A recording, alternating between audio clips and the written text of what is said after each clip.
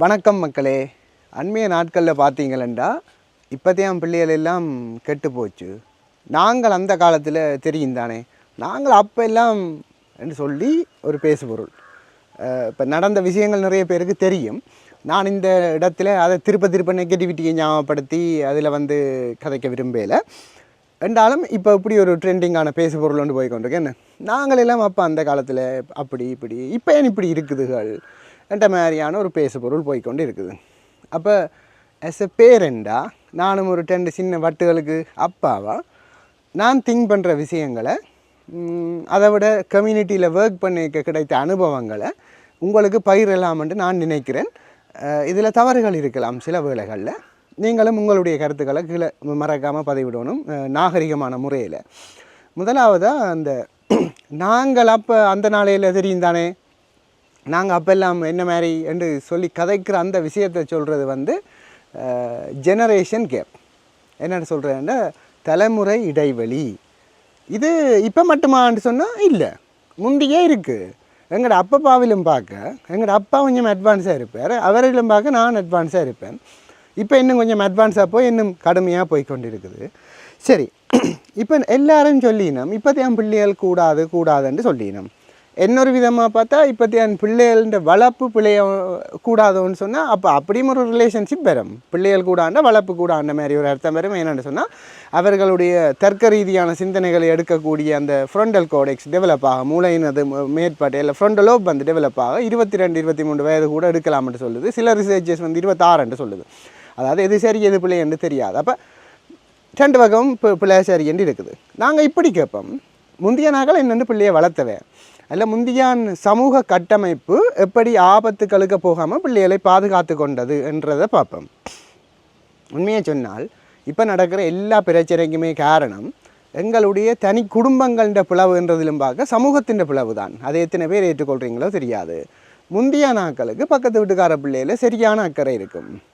விடுப்பு என்ற பேரிலேயோ அல்லது சும்மா ரகசியம் பூராயம் பார்க்குறன்ற பேரிலேயோ பக்கத்து வீட்டு பிள்ளைகளை மறைமுகமாக நோட் பண்ணி கொண்டிருப்பினோம். அந்த தகவல் உடனேயே வீட்டை வந்துடும்.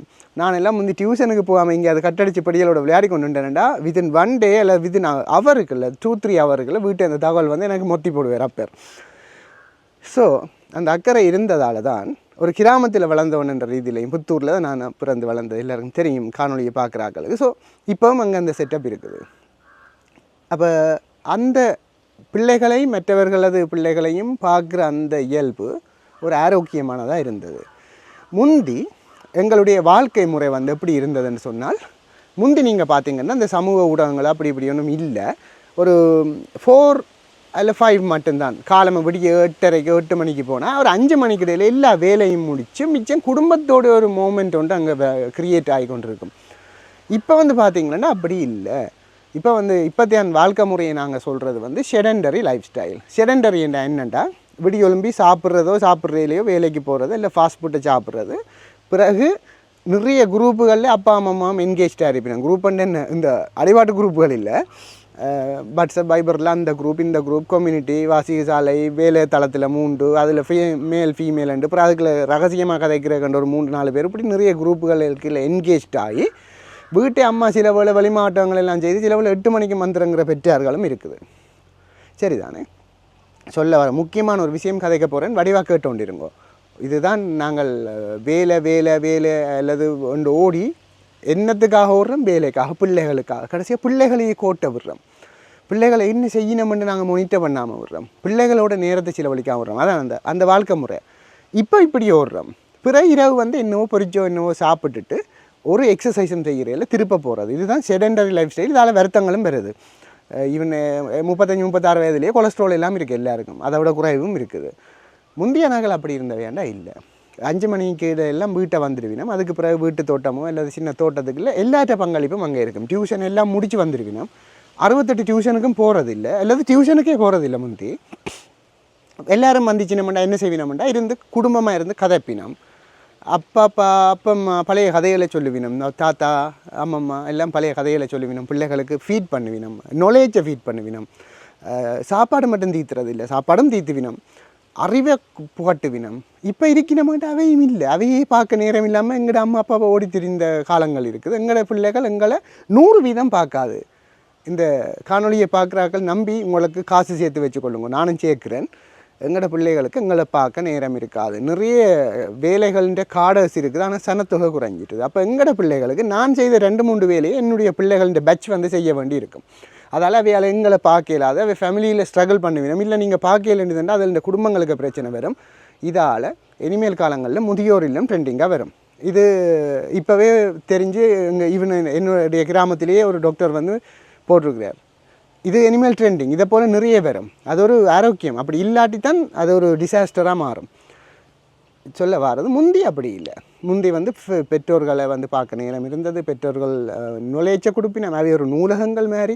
அப்போ பிள்ளைகளை வந்து ஒரு கண்காணிப்பில் தான் வளர்க்குறோம். மற்ற கணக்கு பிள்ளைகள் இப்போதே மாதிரி 2-3 பிள்ளைகளை பற்றி நாங்கள் லைஃப்பில் தோற்று போகிறோம். முந்தி நிறைய பிள்ளைகள் இருந்தது.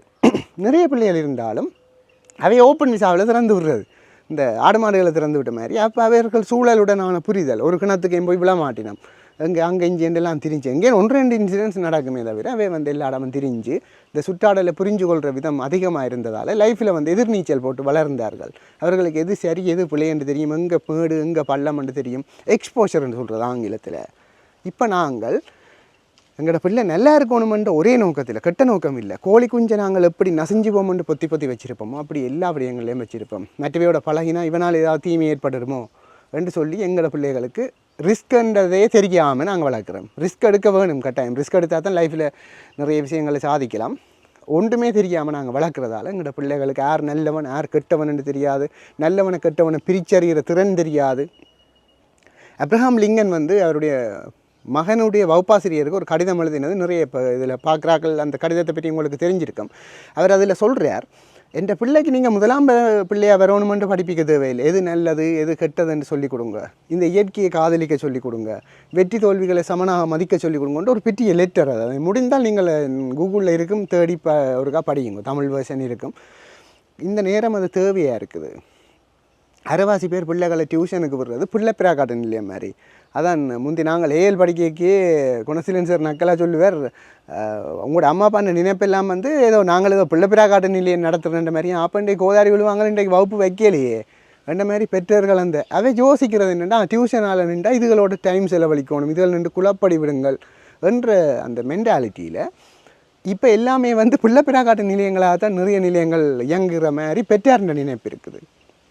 நான் சொல்ல வாரது நிறைய விஷயம் கதைச்சு கொண்டிருந்தாலும் சொல்ல வாரது நாங்கள் பிள்ளைகளுக்காக செலவழிக்கிற மீனிங்ஃபுல்லான டைம், அதுதான் நாங்கள் முக்கியமான விஷயம். முந்தியான அந்த மீனிங்ஃபுல்லான டைம் இப்போ நாங்கள் கொடுக்குறதில்ல. அப்போ நீங்கள் கேட்கலாம், என்ன நிருபன் மீனிங்ஃபுல்லான டைம்ண்டா என்ன, அப்படி என்னண்டா எந்த விதமான சோஷியல் மீடியாவுக்குள்ளேயோ இன்வால்வ் ஆகாமல், எங்களோட வேலைத்தளத்தின் வாட்ஸ்அப் ஐவர் குரூப்புகளுக்கு இன்வால்வ் ஆகாமல், பிள்ளைகளோட ஒரு 10 நிமிஷமாவது சாப்பிட்டு ஒரு வேப்பனோ வடையோ பொறிச்சு சாப்பிட்டு இருந்து கதைச்சு அவையோட விளையாடி அவையின் கதையை கேட்டு அவையின் கதைகளை கேட்டால் நல்ல ஆசையாக இருக்கும். நான் ஒரு 10 நாளாக வீடியோ போடலை, உங்களுக்கும் தெரியும். அப்போ நேற்று ஒரு வீடியோ எடிட் பண்ணிக்க மூத்த மகள் வந்து நைஸாக கேட்டால், இன்றைக்கே நீ எங்களோட கதைக்கிறா இல்லைவா, அவன் எங்களோட இருந்து கதையை எங்களோடையன்னு சொல்லி. அப்போ அவையே ஹீரோவாக நாங்கள் விட்டமெண்டா அவன் நிறைய ஸ்டோரி எல்லாம் எங்களுக்கு சொல்லுவினம். அது அவைன்ற ஒரு தன்னம்பிக்கையும் கூட்டும் நான் பார்த்த மட்டில். அப்போ அதுதான் மீனிங்ஃபுல்லான டைம். மீனிங்ஃபுல்லான டைமை நாங்கள் கொடுக்குறது இல்லை பிள்ளைகளுக்கு. நாங்கள் யோசிக்கிறோம் என்னென்னு சொன்னால் இப்போதைய லைஃப் ஸ்டைல் அப்படி தான் வடிவமைக்கப்பட்டிருக்கு. நாங்கள் என்னத்துக்கு வேலைக்கு போகிறோம்னு தெரியாது, என்னத்துக்கு சாப்பிட்றோம்னு தெரியாது, எங்கே போகிறோம்னு தெரியாது, வந்து பிள்ளைகளோட மினக்கிறோமான்னு தெரியாது, என்னத்துக்கு வாழ்கிறோம்னு தெரியாது. அப்போ இப்படியான பிரச்சனைகளால் தான் எல்லா பிரச்சனையும் வருது. இதை விட நான் ஒரு கதை ஒன்று சொல்லுறேன், இதை நீங்கள் எத்தனை பேர் இந்த மாதிரி விளங்கி கொள்கிறீங்களோ எனக்கு தெரியாது. எனக்கு இதில் உடன்பாடு இல்லை, ஆனால் இது வந்து எங்களுடைய ஒரு கட்டமைப்பாக இருக்குது. இப்போ எங்களோட லைஃப் ஸ்டைலை பார்த்தீங்கன்னா எங்களுடைய அம்மா அப்பா வந்து எங்களுக்காகவே தியாகம் செய்கிறேன்டா கிட்டத்தட்ட எங்களுக்காகவே வாழ்கிற மாதிரி. இப்போ உண்மையாக சொன்னால் எங்களோட அம்மா அப்பாவை அவ்வளோத்துக்கு டெடிக்கேஷனாக பார்க்குற அளவுக்கு இப்போ டைம் இருக்காது. அப்போ நாங்கள் அந்த நன்றியை பிள்ளைகளுக்கு கொடுப்போம். எங்களோட பிள்ளைகளும் எங்களுக்கு அதை செய்யமானால் அவைன்ற பிள்ளைகளுக்கு கொடுப்பினோம். அதால் ஒரு எதிர்பார்ப்பு இருக்கும், என்ற பிள்ளை இப்படி தான் இருக்க வேணும், நான் சொல்கிற ஆளைத்தான் திருமணம் செய்யணும், நான் எதிர்பார்க்குற மாதிரி சொல்கிற ஆளை இல்லை, இந்த மாதிரி கேரக்டர். சமூகம் முக்கியமாக நீங்கள் கேட்கலாம், சமூகம் என்ற இந்த காலத்தில் தேவையாண்டு நீங்கள் கேட்கலாம். முதல்ல அதாவது இந்த அடிப்படையை வருவோம். இதை பற்றி ஒரு காணொலி போட்டு முந்தி கண்ட்ரவர்ஷியல் ஆயினது சொன்னால் அதை பற்றி பெருசாக கதைக்கிறது இல்லை. சமூகம்ன்றது என்னென்னா தொழில் சார்ந்து அந்தந்த வேலைகளை செய்கிறாக்களை இன்னென்ன சமூகம் என்று ஆரம்ப காலத்தில் பிரித்து வச்சினோம். அது ஒரு செகுலர் எக்கானமி. ஏண்டா இப்போ நான் சொன்னேன், இப்போ ஒரு ஒரு ஒரு ஒரு குடும்பம் மட்டும் வாழுதுண்டு வைப்போமே, ஒரு சாதி ஒன்று வாழுதுண்டு வைப்போம். அந்த சாதி சார்ந்து எல்லாருக்குமே அங்கே காசு பங்கீடுகள் இருக்கும். உடுப்பு துவைக்கிற ஆளுக்கு ஒரு காசு ஒன்று போகும், சமைக்கிற ஆளுக்கு ஒரு காசு ஒன்று போகும், விறகு குத்துற ஆளுக்கு ஒரு காசு ஒன்று போகும், சீவல் தொழில் செய்கிற ஆளுக்கு அவருக்கு சீவல் தொழில் செய்கிறார், அந்த கொம்யூனிட்டிக்கு சீவல் தொழில் செய்கிறாங்க. அவற்றை வீட்டு தான் நல்லது கெட்டது நடந்தால் இவர் அள்ளி கொடுப்பார் எல்லாத்துக்கும். அப்படி ஒரு கட்டமைப்பு ஒன்று இருந்தது. அந்த காசு வந்து ரொட்டேட் பண்ணுற மாதிரி அதுக்குள்ளேயே நின்று இது வந்து ஒரு நல்ல விஷயமாகவும் இருந்தது முந்தி காலத்தில். அதுவே சாதி வெறியாக போகிறது வந்து ஒரு ஆணவ செருக்கு, அது வந்து கொஞ்சம் கூடாத விஷயம் மாதிரி. மற்றபடி வந்து ஆரம்ப காலத்து நீங்கள் உங்களோட அப்பப்போ அந்த காலத்து சாதி முறைமைகளை பார்த்தீங்கன்னா அதுக்குள்ள ஒரு ஒற்றுமையும் இருக்கும். ஒரு காசு வந்து அதுக்கு ரொட்டேட் பண்ணும். இப்போ இந்த வெளிநாடுகளுக்கு பல்தேசிய கம்பெனிகளுக்கு ரொட்டேட் ஆகாது. அது ஒரு நல்ல கட்டமைப்பு சொல்ல வாரது. அந்த விஷயத்தை வந்து பிரேக் பண்ண வலிக்கிட்ட ஆக்கள் நிறைய பேர் அவர்களுடைய லைஃப்பில் தோற்றவே. இது முக்கியமான விஷயம் மக்களே. அதுக்குள்ளே போய் சிக்கினாக்கள் வெளியில் வரையில கனவேர். அதுக்கு எவ்வளவு பெரிய கட்டித்தனம் இருந்தாலும் இந்த ஒரு விஷயத்துக்கு போய் சிக்கினாக்கள் நிறைய பேர். நீங்கள் என்ன மாதிரி விளங்கி கொள்கிறீங்களோ தெரியாது. என்னோட ஒரு விஷயம் தெரிஞ்ச ஒரு ஆள் கதைச்சி சரியாக கவலைப்பட்டவர். அவர் வந்து ஒரு பெரிய உயர்நிலையில் இருக்கக்கூடிய ஒரு மனிதர். அவர் சரியாக கவலைப்பட்ட விஷயம், நிறுவன் இப்படி ஒரு விஷயத்தால் என் லைஃப்பில் நான் இழக்காத விஷயம் இல்லைன்னு சொல்லி கவலைப்பட்டார். நான் இழக்காததே இல்லை, தனக்கு அந்தெல்லாம் திருப்ப கிடைச்சது, தான் இழக்காத சொத்து இல்லை, தான் விருப்பத்துக்குரிய வரையே இழந்தேன், தான் விருப்பத்துக்குரிய என்னென்ன ஆக்கள் நினச்சின்னு அந்தலாத்தையும் இழந்தேன் நான். இதெல்லாம் ஒரு விஷயம். இப்போ உங்களுடைய பிள்ளைகளுக்கு நாங்கள் என்ன கட்டமைப்பில் வாழ்ந்து கொண்டு இருக்கிறோம், எங்களுக்கு இப்போ சமூகம் இப்படி தான் எதிர்பார்க்குது. இது 10 வருஷத்தில் சில வேலை இல்லாமல் போகலாம், இல்லாமல் போனால் நல்ல உண்மையாக. ஆனால் இப்படியெல்லாம் பிரச்சனை வரும். எதிர்காலத்தில் கல்யாண வீடு அப்படியான கொண்டாட்டங்களுக்கு உங்களை வேணுமென்று இப்போ நல்லா இருக்கும், அந்த நேரத்தில் ஒதுக்கி வைப்பினம் வேணுமென்று சொல்லாமல் எங்களையாக வச்சு செய்யுங்கள் இந்த விஷயத்தில். அப்போ இதுகளால் பிரச்சனைகள் வரும் என்று சொல்லி கொடுக்குறோமா எத்தனையோ பிள்ளைகளுக்கு? இல்லை. அடுத்தது கட்டாயம் கொஞ்சமாவது நாங்கள் எங்களுடைய பிள்ளைகளின் நிலையில் இறங்கி மாற வேண்டிய விஷயம் உண்டு. டெக்னாலஜியில் இப்போ நாங்களும் ஃபேஸ்புக் பார்க்க தெரிஞ்சிருக்கணும், அப்பா அம்மாவுக்கு பிள்ளைகளுக்கு என்ன தெரியுமோ அதெல்லாம் தெரிஞ்சிருக்கணும், அவர்களுக்கு என்னென்ன டூல்ஸ் எல்லாம் அவர்கள் யூஸ் பண்ணினமோ, என்ன ஆப் யூஸ் பண்ணினமோ அதை பற்றி கொஞ்சம் அறிவாவது எங்களுக்கு தெரிஞ்சிருக்க வேணும். இது சம்மந்தமாக பாடசாலைகள்லேயும் ஏதாவது இன்சர்வீஸுகள் பெற்றாருக்கு இதை பற்றி ஒரு விழிப்புணர்வுகளை கொடுக்கலாம். இந்த ஜெனரேஷன் கேப் தான் பிரச்சனை. பிள்ளைகள் இன்ஸ்டாவில் என்ன செய்யணும், ஃபேஸ்புக்கில் என்ன செய்யணும், டெலிகிராமில் என்ன செய்யணும், எப்படி செய்யணும்ன்றதை பிள்ளைகளில் வாட்ச் பண்ணக்கூடிய அளவுக்காது அட்லீஸ்ட் ப்ளே ஸ்டோரில், ஆப் ஸ்டோரில் பேரண்டிங் கண்ட்ரோலில் என்னென்ன ஒரு மொபைலை வச்சுருக்கிறேன்றாவது தெரிஞ்சிருக்க வேணும். அடுத்தது கட்டாயம் பிள்ளைகளின் நண்பர்களோட நாங்கள் நண்பர்களாக இருக்க வேணும். பிள்ளைகளின் நண்பர்களோட நாங்கள் நண்பர்களாக இருந்தால் தான் அவை என்ன மாதிரி திங்க் பண்ணினோம்னா எங்களுக்கு விளங்கும். எல்லாத்தையும் கடைசி வந்து விளங்க. அதே என்னண்டா, நான் சிந்திக்கிற விதம் வேறு, என்னுடைய பிள்ளை சிந்திக்கிற விதம் வேறு, என்னுடைய அப்பா சிந்திக்கிற விதம் வேறு. ஈவன் எனக்கும் அப்பாக்குமே நிறைய விஷயங்களை நாங்கள் முரண்படுவோம். என்னென்னா, அவர் திங்க் பண்ணுற விதம் வேறு, நான் திங்க் பண்ணுற விதம் வேறு. 2 பேரும் சிந்திக்கிறது சரியாக தான் இருக்கும், ஆனால் நான் திங்க் பண்ணுறது டிஃப்ரெண்ட்டாக இருக்கும், என்னுடைய மகள் திங்க் பண்ணுறது இன்னும் டிஃப்ரெண்ட்டாக இருக்கும். ஸோ எங்களுடைய பிள்ளைகளின் நண்பர்களை நாங்கள் வச்சுருந்தா தான் அந்த நண்பர்ன்ற மீட்டரை பார்த்து நாங்கள் பிடிக்கலாம், என்ற பிள்ளை இன்னும் மைண்ட் செட்லாம் இருக்குமெண்டு. அடுத்த முக்கியமான ஒரு விஷயம் கேளுங்கோ, எங்களுடைய பிள்ளைகள் எல்லாம் யாரை பார்த்து தெரியுமா நட்பு பிடிக்கிறது? எங்களை பார்த்து. அது நான் முந்தலும் நிறைய காணொலிகளில் சொல்லியிருக்கிறேன். அம்மான்ற குணம் அல்லது அப்பான்ற குணம் உள்ள யார் ஒருதனை தான் பிள்ளை ஃப்ரெண்டாக பிடிக்கும். அதுவும் கூட யார் அம்மா அப்பாவில் விருப்பமோ அந்த கேரக்டர் ஒன்று அந்த ஃப்ரெண்டில் இருக்கும். நான் சொல்கிறது உண்மை மக்களே. ஸோ உங்களோட குணம்தான் உங்களுடைய பிள்ளைன்ற நண்பர்களுக்கு இருக்கும். அந்த அந்த இயல்பை பார்த்து தான் அது போய் ஒட்டும். தேவைன்னா மண்டைய கழுவி கேட்டு பாருங்க, 5 நிமிஷம் மினக்கட்டு. இது ஒரு விஷயம். அப்போ பிள்ளைகள்ன்ற எண்ண ஓட்டங்களை நாங்கள் அறிஞ்சு கொள்ள வேணும். ஐடி சம்மந்தமான நாலேஜில் அப்டேட்டாக இருக்கணும் கொஞ்சமாவது. அடுத்தது கட்டாயம் மீனிங்ஃபுல்லான டைமுக்கு கட்டாயம் கொண்டு கொடுக்க வேணும். சில பேர் யோசிங்கன்னா மீனிங்ஃபுல்லான டைம்ண்டா பிள்ளைகளை நாங்கள் எந்த பீச்சுக்கு கூட்டிக் கொண்டு போகிறோம், இந்த சாப்பாடு கடைக்கு கூட்டிக் கொண்டு போகிறோம், செல்ஃபி எடுக்கிறோம். அது இல்லை மீனிங்ஃபுல்லான டைம். செல்ஃபி எடுக்க அந்த செல்ஃபி எப்படி நான் பிளராகாமல் எடுக்க போகிறேன், என்ன பொசிஷனில் எடுக்க போகிறேன்ற மைண்ட் செட் தான் எனக்கு இருக்கும். இப்போல்லாம் நான் ஃபேமிலியோட போய்க்க பெருசாக வீலாக் பண்ணுறதில்லை. காரணம் என்ன நினைக்கிறீங்க? நான் வீலாக் பண்ணினா பர்பஸ்ஃபுல்லி முதலே பிளான் பண்ணி போனால் பண்ணுவேன், அல்லது பண்ணவே மாட்டேன். ஏன் ரீசன்ண்டா அவைக்குரிய மீனிங்ஃபுல் டைமை நான் கொடுக்கவே மாட்டேன். அந்த ஃப்ரேமில் நில்லுங்கோ, இப்படி கதைங்கோ, இப்படி நான் கேட்பேன்னு சொல்லி அது ஒரு ட்ராமா மாதிரியே முடிஞ்சிடும் அந்த ஈவெண்ட் போனது. ஸோ நான் ஒரு 10ஓட 12 ஒரு பிச்சைக்காரன் மாதிரி இருந்து பிள்ளைகளோட மண்ணுகளை அள்ளி விளையாடிட்டு வரதில்லை எனக்கு சந்தோஷம், வீடியோ ஓடுறதிலும் பார்க்க. அதால் என்ன சார்ஜ் பண்ணுறதுக்கு நான் செய்கிற ஒரே ஒரு விஷயம் இந்த ஃபேமிலியோட செலவழிக்கிற மீனிங்ஃபுல் டைம். இப்போ இப்படியெல்லாம் பிரச்சனைகள் வருது யாழ்ப்பாணத்தில் இப்படியெல்லாம் நடக்குதுண்டா அவை மீனிங்ஃபுல்லான டைம் செலவழிக்கலைன்னா செலவழிச்சிருப்பினும் கட்டாயம் என்றாலும் வேலை என்ற ஒரு சுமை உயர் பதவிகளில் இருக்கேக்க அது பெரிய ஒரு சுமையாக இருக்கும். அடுத்தது கட்டாயமான ஒன்று சொல்ல போகிறேன். நாங்கள் என்னவும் செய்யலாம். நாங்கள் 2 பேரும் ஆணும் பெண்ணும் சேர்ந்து ஒரு குழந்தையை பெற்றுட்டோம்டா நாங்கள் அட்டிப்படவே கூடாது. அப்படின்னா எங்கேயாவது 2 பேரும் இல்லாமல் போகணும். இது அந்த பிரிஞ்சு வாழ்கிறது போல் ஒரு கொடுமை வாழ்க்கையிலே இல்லை. நாங்கள் அதான் எனக்கு ஒரு சீனியரான எம்ஓச்சர் சிவகுமார் சார் என்றவர் சொல்லுவார். சாவச்சேரி எம்ஓச்சர் இருந்தவர், நிறைய இந்த காணொலியை பார்க்குறாக்களுக்கு தெரிஞ்சிருக்கலாம் சார். அவர் சொல்லுவார், நாங்கள் கூரை மாதிரி நிழலுக்கு இருந்தோம்டா ஆணும் பெண்ணும் கணவனும் மனைவியும் பிள்ளைகள் அந்த நிழல்லையே வளர்ந்துருங்கள், இந்த சுற்றுலா பொறுக்கி சாப்பிட்டேன்னு சொல்லி. அப்போ அது ஒரு முக்கியமான விஷயம். இப்போ குடும்பங்களையும் எங்களோட கலாச்சாரங்களையும் சிதைச்சு குடும்பங்களும் சிதைக்கப்பட்டிருக்குது. அடுத்து அந்த சமூக கட்டமைப்புகள் நான் சொன்னேன் இதுகளெல்லாம் பார்த்து செய்யணும். பிறகு பிரியோசனம் இல்லை. ஏன்னு சொன்னால் நான் தான் சொன்னேன், ஃப்ரெண்ட் பிடிக்கிறதே பிள்ளை எங்களுடைய இயல்பை பார்த்து தான் பிடிக்குதுண்டா. இன்னொரு விஷயம், எங்களோட மகள் சொல்லுவா என்ன தன்னை பைக்கில் ஒன்று திறக்க சொல்லி நேசரிக்கு நாங்கள் அம்மா விட்டுட்டு நாங்கள் 2 பேரும் வேலை போகிறதால நேரத்துக்கு போடுவோம். அவൾക്ക് அப்படி ஒரு எதிர்பார்ப்பு இருக்குது. சில பிள்ளைகளுக்கு என் அம்மா ஏன் சிரமதானத்துக்கு வாரையிலண்டு உள்ளுக்கு ஒரு தாழ்வு மனப்பான்மை இருக்குது. அதாலேயே அந்த பிள்ளை வகுப்பில் நோமலாக இருக்கும். நேசரி இன்றைக்கு கழுவினவே ஏன் என் அப்பா வரையில என்று சொல்லி அப்படி யோசிக்கிறாங்க. இது என் மகளுக்காண்டியே நான் சிரமதானத்துக்கு போகிறேன். நான் ஏன்னா அவை என் திங்கிங் எப்படி இருக்குமென்னு தெரியாது. ஸோ இந்த விஷயங்கள் அப்பாண்ட பாசம் பொண்ணுங்களுக்கு முக்கியமாக சந்தோஷமாக இருக்கும். ஹீரோவாக நினைக்கிறது தங்களோட அப்பாவை தான். ஸோ இந்த விஷயங்களில் எங்களோட யாழ்ப்பாணமோ அல்லது இலங்கையோ இந்த கலாச்சாரத்தில் பின்னுக்கு போயிருக்கிறோமா. அடுத்த கட்டாயம் ஆசிரியர்கள் கண்டித்தா அவையே அவனை ஒரு லூசு போக்கு வாத்தி தானே நின்று உனக்கு அடித்து போட்டானோன்னு பிள்ளைகளுக்கே ஆசிரியரை விட்டு கொடுத்து கதைக்காதேங்கோ. கதைச்சா அந்த பிள்ளைக்கு ஆசிரியர் மீதான நன்மதிப்பும் குறைஞ்சு அதுவும் மதிக்காது. பிறகு அவர் படிப்பிக்க சிரித்து கொண்டிருந்து வகுப்பிலே ஒன்றும் அதுக்கு விளங்காது. அந்த சிலவில் நல்ல வாத்தியை இருக்கலாம். ஸோ ஆசிரியர்களை மதிக்கிறதுக்கு வீட்டில் இருந்தே ஃபீட் பண்ணுங்க. ஆசிரியர் கண்டிச்சா கேட்க போகாதேங்கோ. ஃபீனல் கோர்ட்டில் இருக்குது தான் எல்லாம் இப்போ வந்திருக்குது. தண்டனைகள் சட்டக்கோவையில் சரீர ரீதியான தண்டனையை வழங்கினா குற்றம் வந்திருக்குது.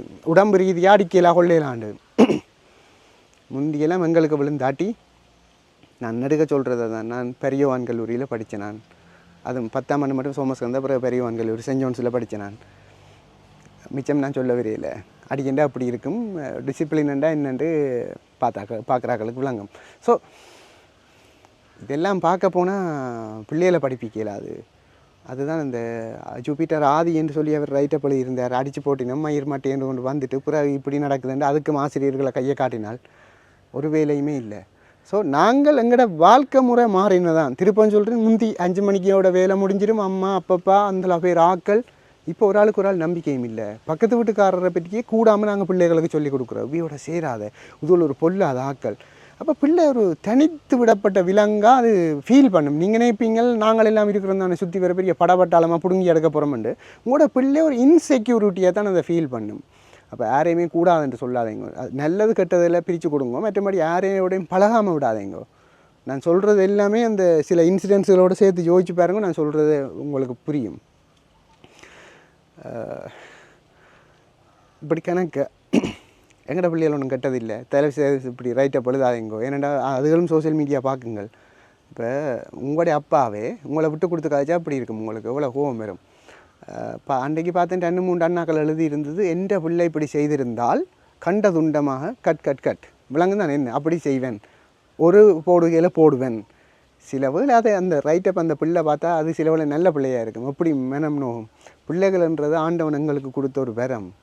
4 years எனக்கு இல்லை, அதுக்கு பிறகு வந்ததில் அது என்ன தெரியும். ஸோ அவர்கள் எங்களை காரணமாக நாங்களே ஒரு கருவியாக பயன்படுத்தி அனுப்பப்பட்ட ஜீவன்கள். ஸோ அதுகளை கூடாமல் எழுத வேண்டாம். ஒன்றும் மாறையில் எல்லாம் நல்லா தான் இருக்குது. அவ்வளோ ஒன்றும் கெட்டு போகலை. அது 1-2 இன்சிடென்ட்ஸ் அப்படி நடக்குது தானே, எல்லாத்தையும் மீறி நடக்குது. அதுகளுக்கு பின்னால் வேறு கர்மாக்கள் இருக்குது மக்களே. நான் இதை சொல்ல விரும்பலை. இதில் அதுக்கு பின்னால் வேறு நிறைய கர்மாக்கள் இருக்குது. என்னுடைய கதைத்த நிறைய அனுபவங்கள் இருக்குது. வேண்டாம், அது வேண்டாம். அதால் ஒரு சேர்த்து பிரயோசனமும் இல்லை. மற்றவங்க கர்மாவை நாங்கள் எடுக்கக்கூடாது. எல்லாம் நல்லா தான் போய்கொண்டிருக்குது. இனியும் நல்லா தான் நடக்கும். ஒரு சொசைட்டி பிளவு வந்துட்டு தான். ஆனால் நாங்கள் இந்த பழைய ஸ்ட்ரக்சர்களை இதாண்ட வேணும். ஊருக்கு நடக்கிற கொண்டாட்டங்கள் அதுகள் மூலமாக திருப்ப எங்களோட ஊர் பழைய மாதிரி மாறணும். எங்களோட பழைய ஊருண்ட ஒற்றுமைகள் வரணும். பழைய அந்த அந்நியோன்யம், அந்த பிணைப்பு, பாசம், அந்த அக்கறை மற்றவண்ட பிள்ளைகள் இருக்கிற அக்கறை அதுகள் வந்தால் இந்த பிரச்சனையெல்லாம் தீரும்ன்றது என்னுடைய ஒரு வாதம். அப்போ யாழ்ப்பாண பிள்ளைகள் இலங்கை பிள்ளைகள் கொடூரமானவர்களாண்டா ஒற்று கொடூரமும் இல்லை. நல்ல பிள்ளைகள் நாங்கள் பார்க்குற விதத்தெலாம் இருக்குது. நாங்கள் அந்த எங்களோட சைட்டில் இருக்கிற கேப்புகளை ஃபீல் பண்ணினால் அதுகள் தங்களோட வார்டில் வாழுங்கள். அதான் நானெல்லாம் இப்போ யோசிக்கிறது எங்களோட பிள்ளை அதாக வரணும் இதாக வரணும் எல்லாம் யோசிக்கிறதே இல்லை. எங்களோட விட்டு இப்போ மியூசிக் இன்ஸ்ட்ருமெண்ட்ஸ் இருக்கும் அது இருக்கும். நான் ஒன்றுமே ப்ரெஷர் பண்ணுறதே இல்லை. அவள் விரும்பின டைம் லேர்ன் பண்ணட்டும், விரும்பின மாதிரி வாழட்டும். இப்படி சிம்பிளாக சொன்னால் எல்லாம் இப்போ ஒரு நாள் போக போகிறோம் இதுக்குள்ள என்னையா இந்தலாமன்ற மாதிரி அதெல்லாம் தானாகவே நடக்கும். போட்டியே ஒரு வித்தியாசமான மெனோனில் தானே. எவ்வளோத்தை லேர்ன் பண்ணுறோம்ன்றதான் முக்கியம். எத்தனையாம் ஆண்டு மட்டும் படித்தது அப்படியெல்லாம் விஷயமே இல்லை. சிவமணி சார் ஃபேமஸ் ஆகினது 40 வயதுக்கு பிறகு. அந்த கேப்சியை கண்டுபிடிச்சவனு 60-70 வயதுலான்னு அது ஃபேமஸ் ஆகினது. சில பேர் சின்ன வயசுலேயே, லிடியன் சின்ன வயசுலேயே ஃபேமஸ். அப்போ இந்த உலகம் ஒரு குழப்பமானது. நாங்கள் அதுக்குள்ளே போட்டு அந்த வயதில் வரையில் இந்த வயதில் இது நடக்கலைன்னு குழம்பி அடித்து ப்ரெஷர் பண்ணி கவனிக்க வேண்டிய எல்லாத்தையும் கவனிக்காமல் விட்டா ஒரு பிரியோசனம் இல்லைன்றது என்னோட இது. என்ன நிறுவனம் சோம்பரி மாதிரி கேட்குறீங்களேண்டா என்ன ஒன்றும் கெட்டு போயிடல, நல்லா தான் போய்கிட்டு இருக்கு. இனி உங்களுடைய டிசிஷன். ப்ரெஷர் பண்ணக்கூடாதுன்றது என்னுடைய ஒரு இது. இப்போ ஈவன் யாராவது ப்ரெஷர் பண்ணாலே நான் பிள்ளைகள் பக்கம் தான் நிற்பேன். அவ்வளோதான். நீங்கள் என்ன நினைக்கிறீங்க? எந்த மென்டாலிட்டியில் எத்தனை பேர் யோசிக்கிறீங்களன்றதை கருத்தாக பதிவிடுங்க. இல்லை நிறுவனம் நீங்கள் சொல்கிற பிள்ளை இப்படியும் செய்யலாமென்றா அதையும் கருத்தாக பதிவிடுங்க. இப்படியான விஷயங்கள் தொடர்ந்து பார்க்க வேணும்னு சொன்னால் இந்த நிரூபன் நெற்குன்றாயா இந்த பக்கத்தை ஃபாலோ பண்ணிவிட்டால் நிறைய இப்படியான ஏதாவது பிரியோசனமாக கதைப்பேன். உங்களுக்கும் ஒரு மோட்டிவேஷனாக இருக்கும். யாரோ ஒரு எங்களோட உருப்படியும் கதைக்கிற மாதிரி ஒரு உணர்வு இருக்கும். ஏன்னா நிறைய பேர் பஸ்ஸுகளுக்கு அங்கே கண்டா சொல்கிறது கூட பார்க்குறாங்க நல்லா இருக்கிறது, அப்படி வித்தியாசமாக இருக்கிறது, நெகட்டிவிட்டிக்கு போகாமல் கொஞ்சம் பாசிட்டிவாக கொண்டு போகிறீங்களேன்னு சொல்கிறது. நீங்களும் என்ன மாதிரி ஃபீல் பண்ணுறீங்களோ அதை சொல்லுங்கள். நல்லா இருந்ததுன்னா இந்த காணொலி மற்றவர்களுக்கும் ஷேர் பண்ணி விடுங்க. பிரியோசனமாக இருக்கும். எனக்கும் ஒரு ரீச் வருமா இந்த பேருக்கு போயிருக்குது ஓகே நல்ல விஷயம்ன்றது. பாடசாலை காலத்தில் எல்லாம் ஒன்றும் செய்யலை, ஒரு பேச்சு போட்டியில் கூட பங்கு பெற்றினதில்லை. இது பிரபஞ்சம்.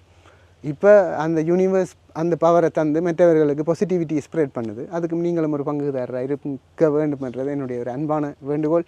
மீண்டும் இன்னொரு நல்ல காணொலியில் சந்திப்போம். நன்றி, வணக்கம்.